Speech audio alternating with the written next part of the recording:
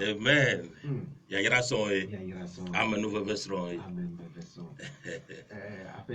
Oh, mi fonyu e. OK, mi awele egbetura da meta. Mi la chiclo. OK, etero la letuji. Akpe. No mi lo to la peto la me.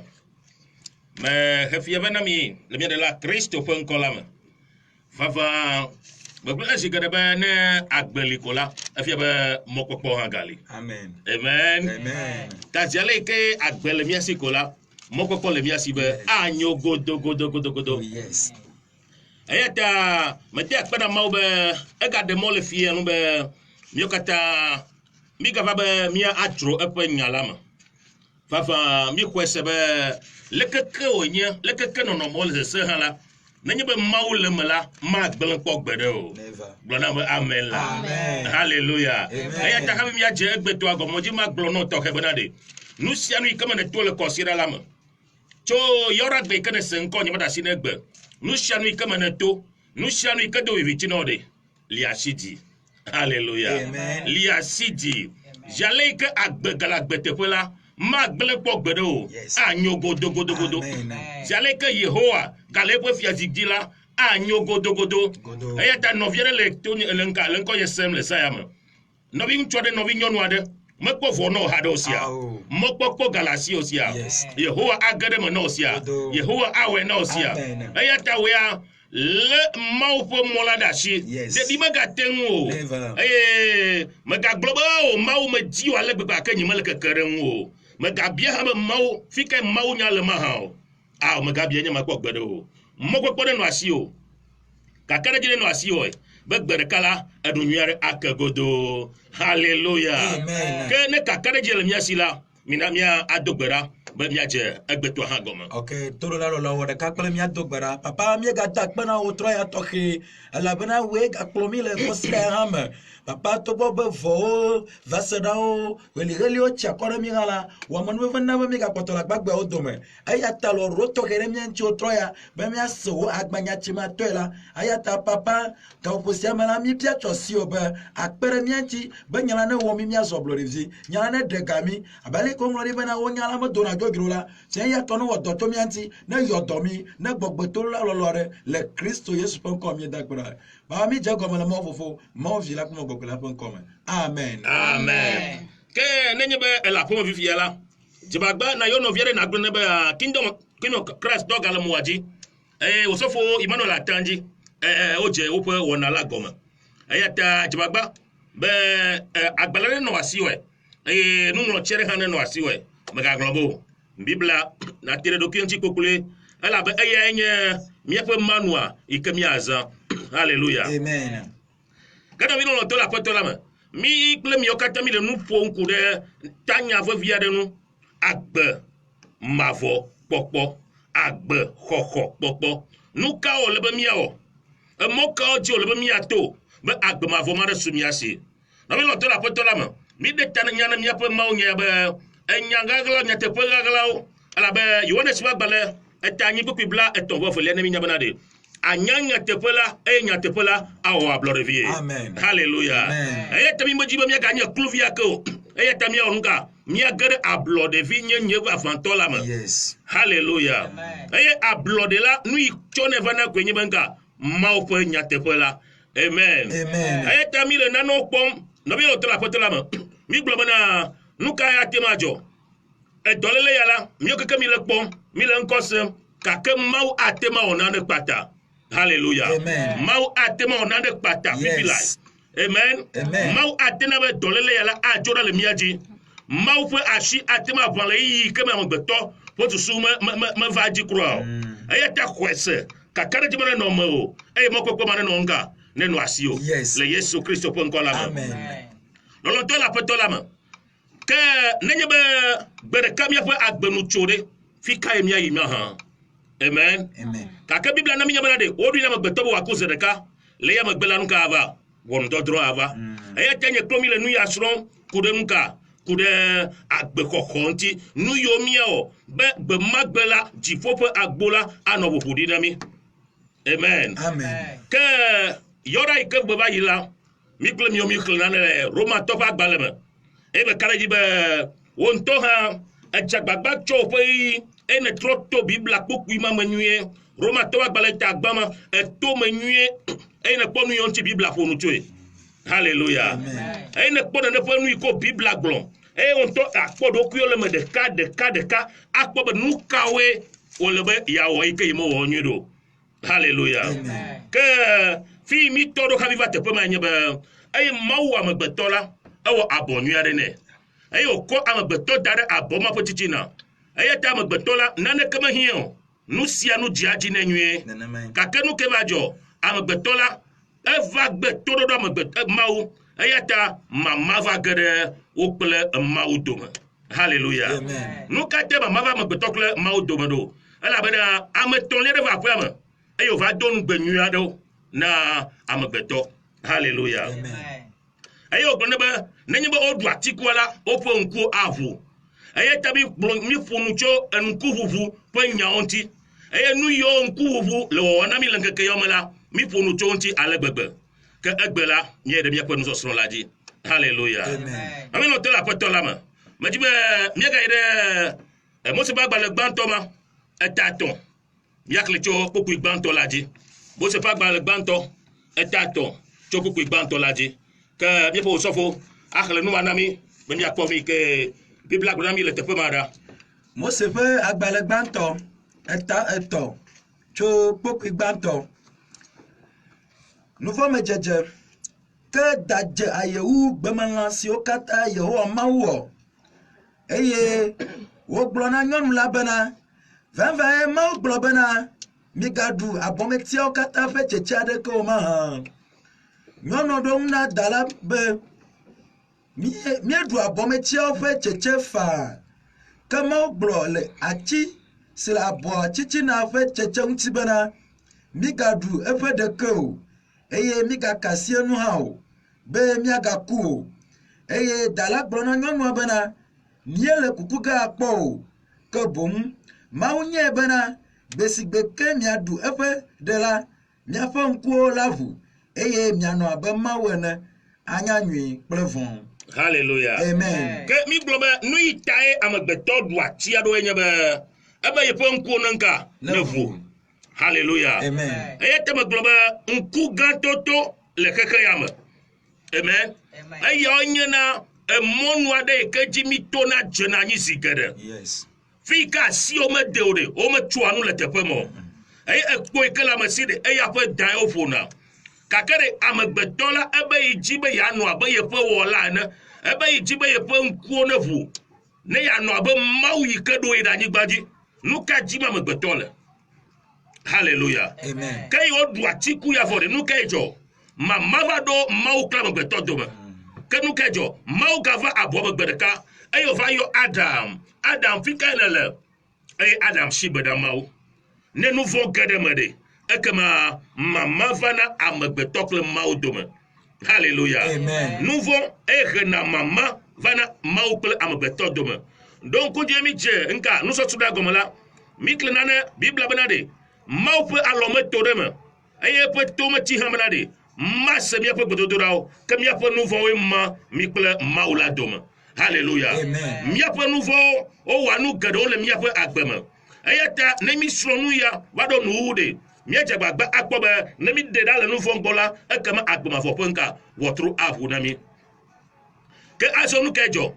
aya magbeto dal maw pe sedila maw na bono nuka no nyera la bolama ekama vivise se kele maw kla magbeto domala anu va choazo hallelujah amen fi mai fu pepe va je gomele fi mai adu kridu va je gomele yemi gona mi nyi chobe fi mai ku gbantola je gomele nyema aya kan chonu ayo po novia ayo ku novi lo to la petola ma nukate o choro ne maro maula enye lolo abale mo gona mi nyi chone aya ta mauga jibe yaga ji monu ade ne klo amagbetola yuaga no klikli hallelujah yo klo amagbetola yuaga odeka aya ta hia cho amagbeto shibnanka wa ofonsanae amen amen eji cho amagbeto shibe ne ofonsan e fonsan mala e la opo fu mala a cho amagbeto po nu foji be maukle amagbeto de o dum aga no klikli eye enye la fonsan yo no kake ba bia nyamna de nene pe elan pe vuade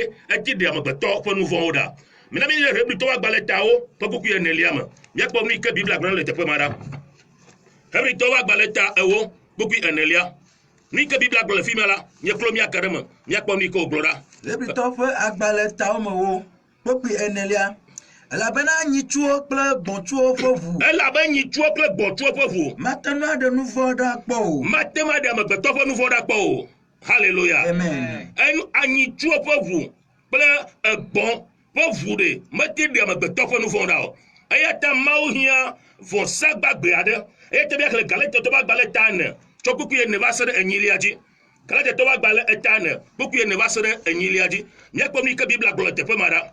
Galatitɔ ƒe agbalẽ ta 4 kpokui 4. Ke esi azagbe la ɖo vɔ la. Ke esi azagbe la ɖo la. Mawu dɔ ye ŋutɔ via ɖo la. Mawu dɔ eya ŋutɔ ƒe vi ɖo ɖa. Eye nyɔnu aɖe dzi. Eye nyɔnu aɖe ke ɖe be Mary la dzi. Eye wodzi ɖe se la te. Eye wodzi ɖe elã ƒe vɔsa ƒe sea te. Bene wòaxe fe ɖe ame siwo le sea te la ta. Be wòaxe fe ɖe mía ta be mí maganɔ alẽ kple gbɔ̃ tsom o. Bene vinyenye la nasu mía si. Bena evinyenye la nasu nye kple wo si.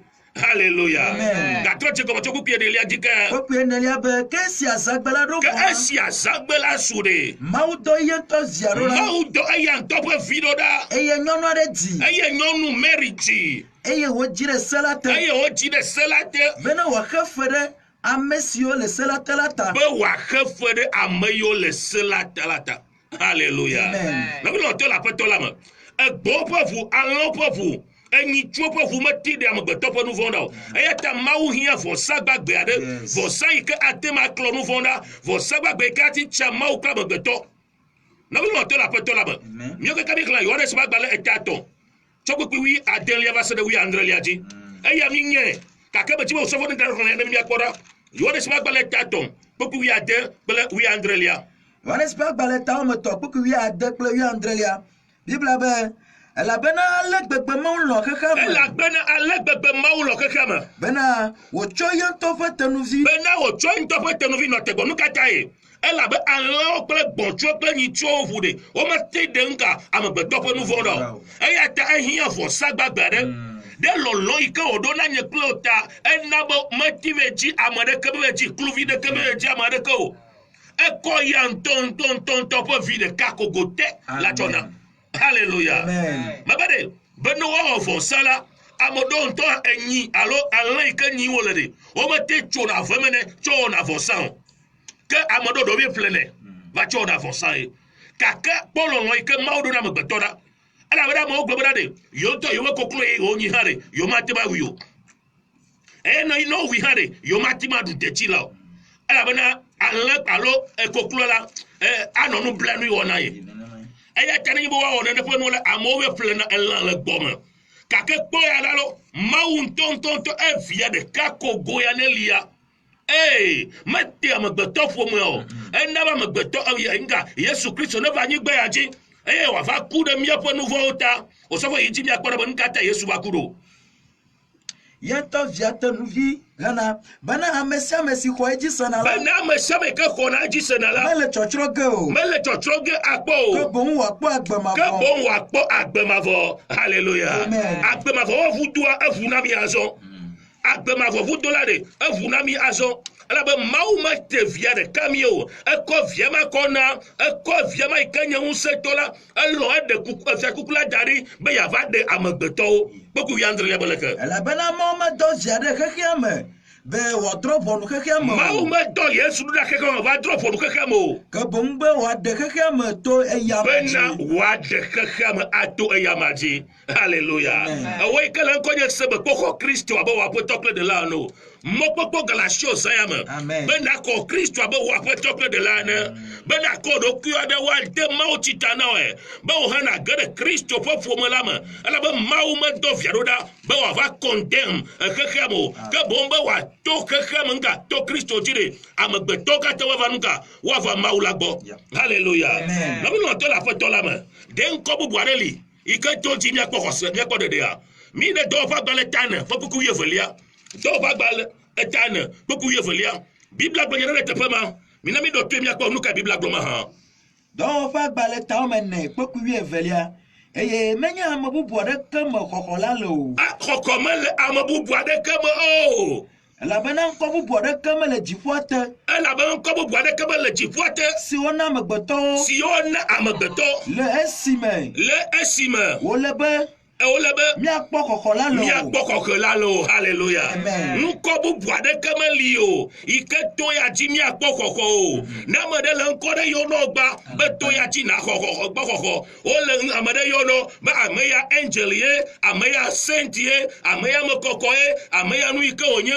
Biblia le gbɔgblɔ na mi le dɔwɔƒe agbalẽ ta ne buku 14 be ɖe. Ŋkɔ bubu aɖeke megali o. Awo. There is no other name. Yes. Hallelujah. Amen. Ŋkɔ Yesu Kristo la de eya ko die nu kate o le nema ɖo elabe eya nye eʋumaɖifɔ yi ke ti kɔ amegbetɔ ƒe nu vɔ ɖa eya ɖe amegbetɔ ƒe dzidadawo ɖa eya na be amegbetɔ kple Mawu la wogatsia eye wozu ɖeka.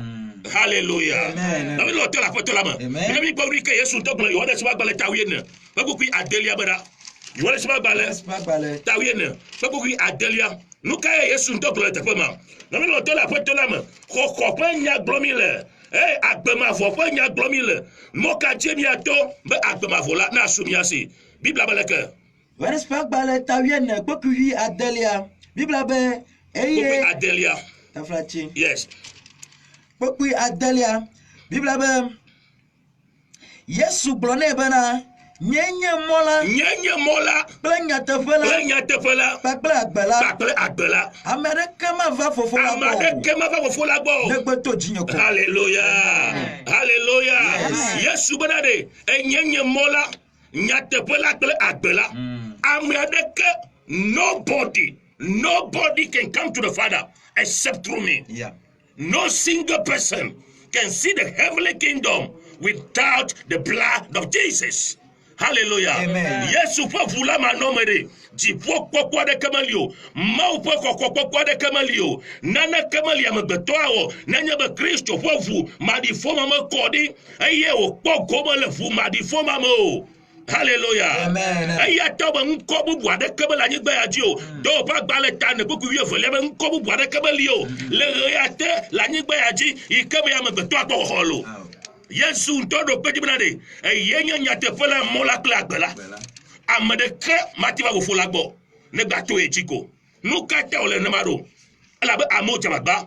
Wowu nyiwo, wowu gbɔ̃wo, wowu koklowo, gake ɖe meti ŋu ɖe woƒe nu vɔ̃wo ɖa o. Abe aleke Hebritɔ ƒe agbalẽ ta wòkukui 9 gblɔ ɖe mi ene. Elãwo ƒe ʋu ɖe meti ɖe amegbetɔ ƒe nu vɔ̃wo ɖa o. Gake Yesu ƒe ʋu ma ɖe eye eva klɔ amegbetɔ ƒe nu vɔ̃wo ɖa. Hallelujah. Amen. Ke babia la nye bena ɖe eyi ke Yesu va ku eye wòkɔ eƒe ʋu ma kɔ ɖe anyi ko ɖe wòfia be mikpɔ agbemavɔ automatically. Hallelujah. Amen. Ke le miaƒe nusɔsrɔ̃ yɔ me la mi le babiawo bia ge be miase nya ɖewo me tsito akpɔ be nu kae nye agbemavɔ ƒe nya eye kae menye agbemavɔ ƒe nya o. Amen. Amen. Ke nenye be mese Yesu ƒe nya agbe ye mekpɔ be Yesu la eya dzi ko matɔ kpɔ agbe eye tama be Yesu ɖe va zɔ aƒetɔ kple agbe nga kple ɖela ɖe nye agbe ye mekɔ asi dzi eye megblɔ nyamavɔ ko ɖe ɖe wòfia be agbemavɔ sɔ asi nye automatically. Question mark. Nyateƒe wònye be nye me geɖewo la mi kle na ne ɖe tso Roma tɔ ƒe agbalẽ ta 8 me be wokɔ nu ʋua me hena agbemavɔwɔwɔ. Gake ɖe wòto ɖe afi ma mina míaɖe Biblia me míaxlẽ Marko ƒe agbalẽ ta 11 buku 15 kple 19. Marko ƒe agbalẽ ta 16 kpekui 15 eye wògblɔ na wo bena miheyi ɖe xexe la me katã eye miɖe gbeƒã nyanyuie la na amewo katã. Ame si ke xɔe se eye wode mawutsi ta nɛ la woaxɔe ɖe agbe ke ame si ke mexɔe se o la woabu foe. Hallelujah. Amen. Zi geɖe la enya yi ke do tso Yesu ƒe nu me la ɖe ekɔna lame ne me ale gbegbe. Amen. Ena me nye dzidzia me Yesu ɖe ne kpɔ Marko ƒe agbalẽa ɖe agbalẽa ta 11 le esi. The book of Mark has 16 chapters.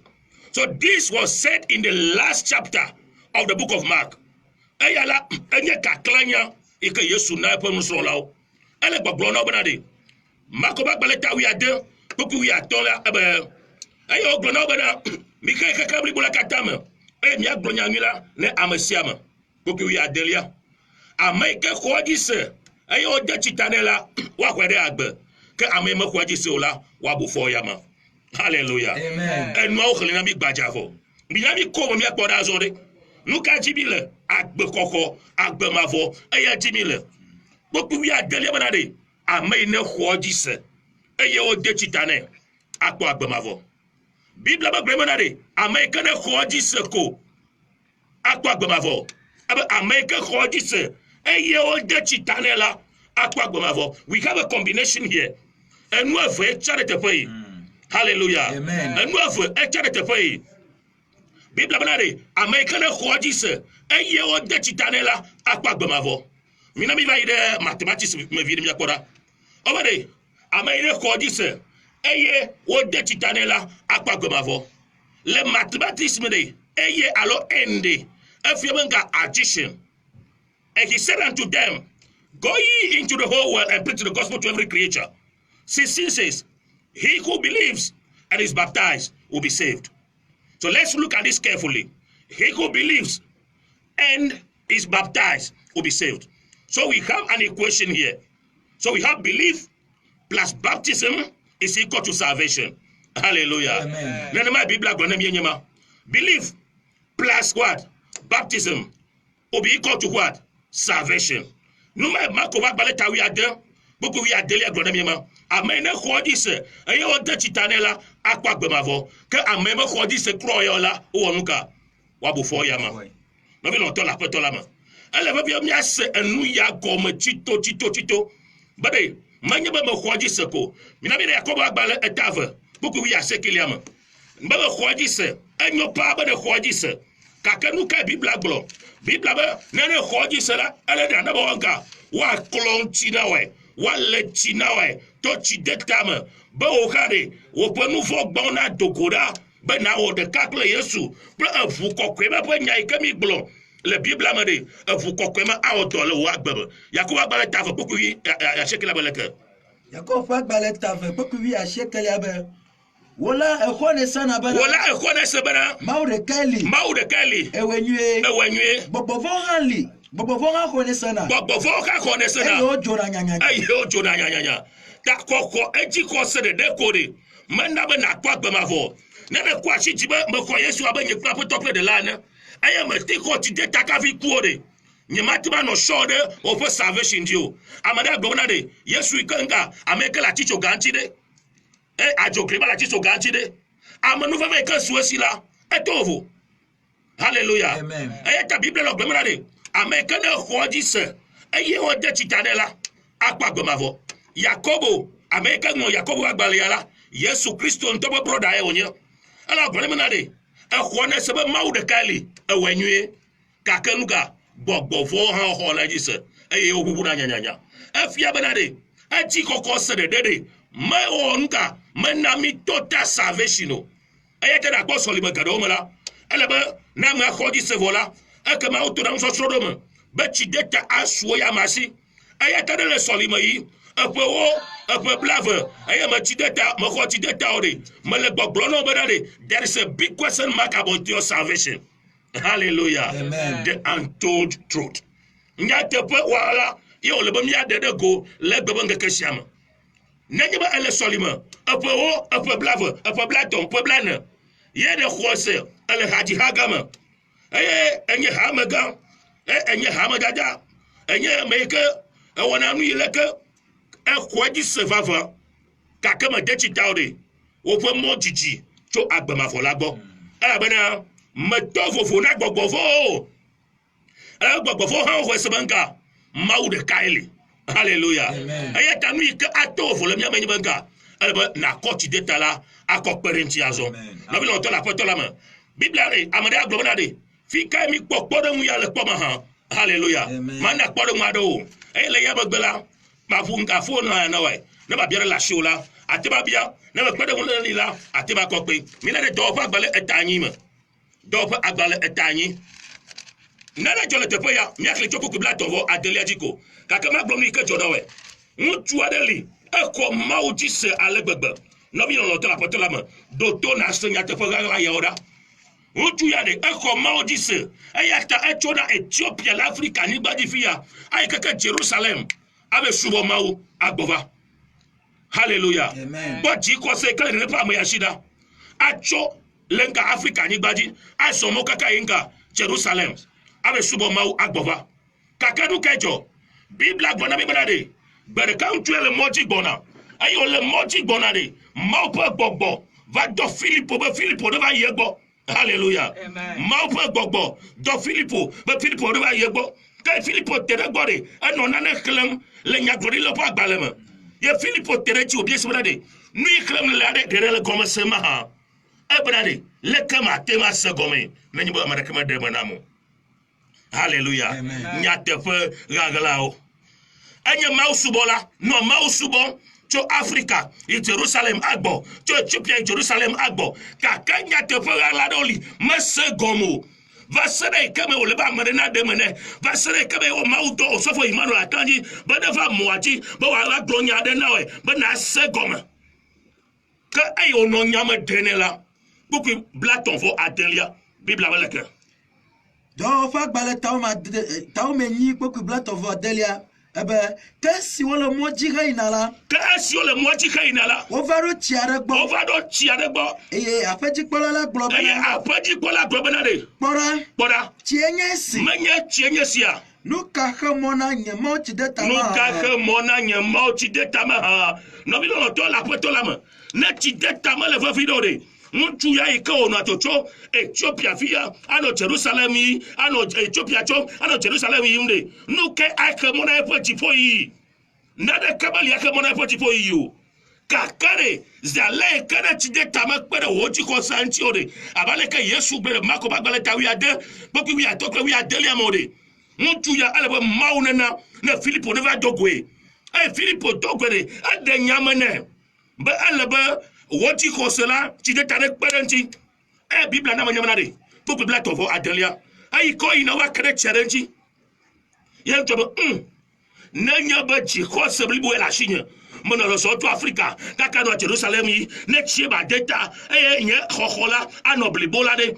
menye tsie nye yawa nu ke xe mɔ na nye mawu tsi lele hallelujah Biblia bena ɖe enumake ɔnka xlẽma yi dzi kple eye Filipo gblɔ nɛ bena Filipo gblɔ nɛ bena ne xɔe se la kple wò dzi blibo la ekema woɖe mɔ na ekema kpɔfɔ ba ɖe nyia me na wɔe ekpɔa wobe ɖe believe plus baptism is equal to salvation dzixɔse kple tsideta eye ana ɖeɖekpɔkpɔ eyi ke ŋutsɔ menye tsie nye yawoa ele be Filipo ɖe dzo se ɖeka wòade dzi be ade tsita nɛ gake Filipo gblɔ bena ɖe nenye be exɔ dzi se vavã la ekema woɖe mɔ na wɔe equation la bena ɖe dzixɔse kple nuka tsideta eye ana nuka ɖeɖekpɔkpɔ ava hallelujah ne Mawu lɔ̃ la nyitsɔ yɔ ɖe gbe la miasrɔ̃ tso nu ke nye tsideta leke wode na tsitae hallelujah you cannot miss this program next week nu ke nye tsideta me kae woade tsita na fi ke woade tsita na me le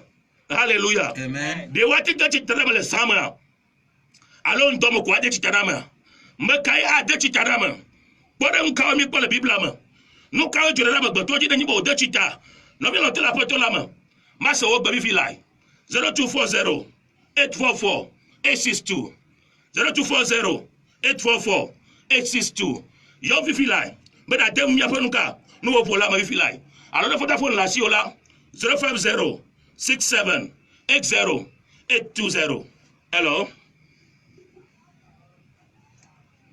hello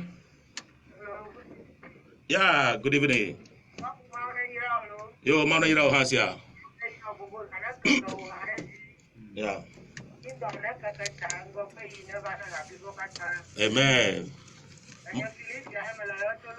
yo mana yira o alegbegbe yo mi ole dodi akpe o han agati ma yo fifi lai 0240 844 862 no bi le kaji bi aho hello good evening akpe mana yira o hasia yo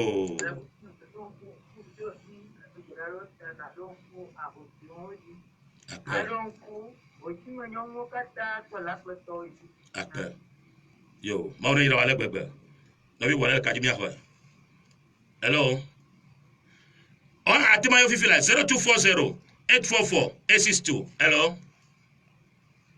Yes. Good evening. Mada kumia nyanko. Okay. Yes, uncle.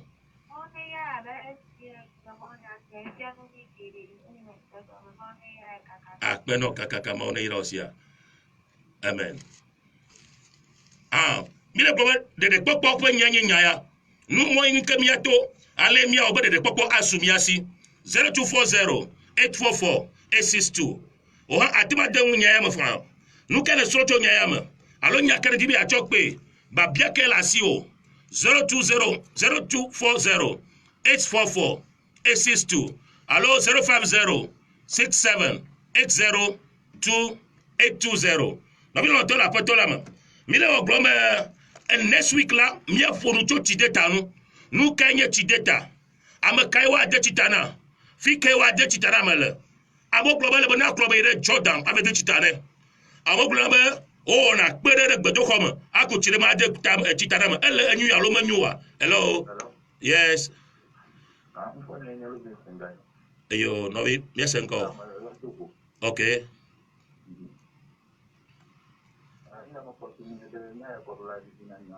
Akbe.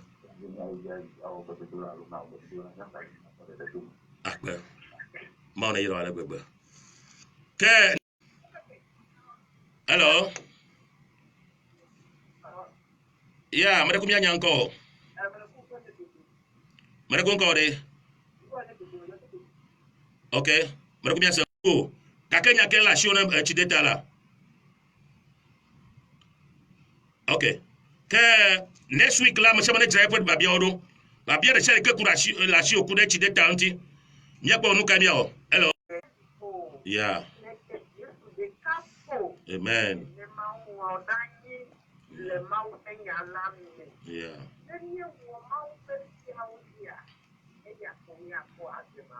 Amen. Yo da mauna ira wale bebe kakaka onu po de aji ponama enyanyi be obe domanyin von le de vionti le ko le do next week question on over. Hello. Yeah, even bada kumya nyanko. Akbe. Amen.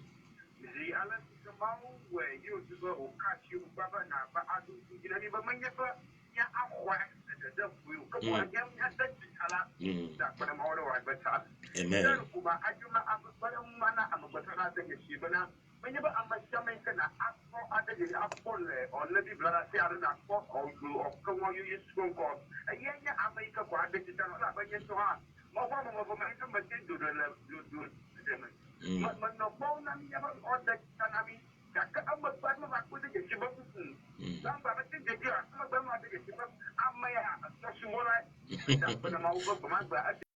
Que wenye miape yoyola susua na vile watola patola ma Kingdom of Christ pe gbenye mi se que mi le sokore lokwe ne do sokore lokwe kola te pede yo be Jala Junction ne nyi be eto fima kola area mamala enye area jemoanyere no ntona duro area mamala jiwa jemo boko o yere be Hill City que te pe mai miape solimalale que ne do fima ko biabe suku kenye Galaxy Christian Academy sukuma ne maude mo ogatro pour sukula jaba babe evio na gere sukuma ma godo o wala sukuvio cho epere kaji wala chine class 2 na nyebe evilation la jaba bana gere sukuma ma tututwe checha klenga sukuwa kaka wole nyema ke na nyebe ebe ya fonu klem le wona ya fo magbela mi me koda consultation fee osia mi me charge na na ka osia nde kai ka bi charge na kwenye bo hana na gba mi re ma okwenye lanti que ayom le 0243 982200 0243 982200 atima do WhatsApp hadam de number makeji 0243 82200 que etideta e comme mi agbolo na nyebe ebe biere la show ahead of time de nyi po nyi cho mamli la gwentila atima do dam fa be nyeche ba atoma benyi chomala nusia no me akonami kada nyebe ebe ya jira e pe vodola ekama ma ado teƒe ɖeka nɔ ne ɖo electronics park la teƒe gbadza ɖe le teƒe ma fita ɖe le fi mi wɔnyi teƒe ma ko ɖagblɔ be yi le masa togo dzi eye awɔ woƒu woƒe ŋutiwo katã na wɔe ke me dzi ma to ya dzi ado gbe na kitɔn Christ hablibɔ katã woƒe ŋgɔnɔlɔ ɖe edɔ yi ke wɔm le mawu ne yra wòatu tsi na wo ke egbe la ame kpɔ gome le egbetɔ hã ma wɔwoe nye Osofo Peter Dogan. Osofo Patrick Gankui. Bra Mauli Awe. hallelujah mawu ne yra mi eye wòade ŋusẽ mi Amen. ke mia awu nu kple gbedodoɖa Papa mi da akpena mi gatso gbetɔ hã kɔ gble mɔ gbagbe la ƒe asi me. Akpena be le kplɔ mi to me bɔbɔe. Akpena ɖe keke le fɛn ma ta. Akpena ɖe nyasala hã ba gbeta. Le mɔ ƒe amenuve me la, yɔ ɖe agbe la gakplɔ mi ve dedie bena wòagbe nya la ne dedu le Kristo Yesu ƒe ŋkɔ me. Amen. amen Whatever is true, noble, right, pure, lovely, and admirable, if anything is excellent and praiseworthy, think about these